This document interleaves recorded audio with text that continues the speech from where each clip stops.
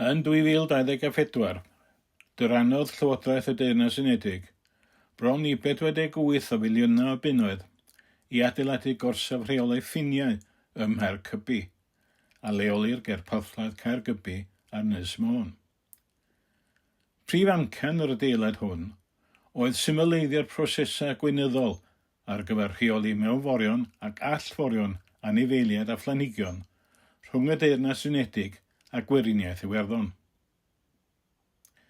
Fodd bynnag, mae ail negydu'r cytundeb Brexit rhwng y Deyrnas Unedig a'r Undeb Ewropeaidd yn golygu na fydd angen craffu mwyaf ar y rhan fwyaf o'r mewnforion hyn. Fel canlyniad, mae'r gorsaf rheoli ffiniau wedi gadael yn wag.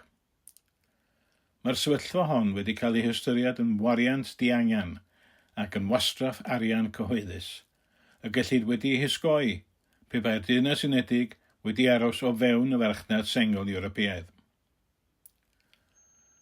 Fel canlyniad i'r sefyllfa hon, rydyn ni yng Nghymru dros Ewrop a'r European Movement UK yn dymuno i Gymru a'r Deyrnas Unedig ail sefydlu perthynas agosach ar Undeb Ewropeaidd.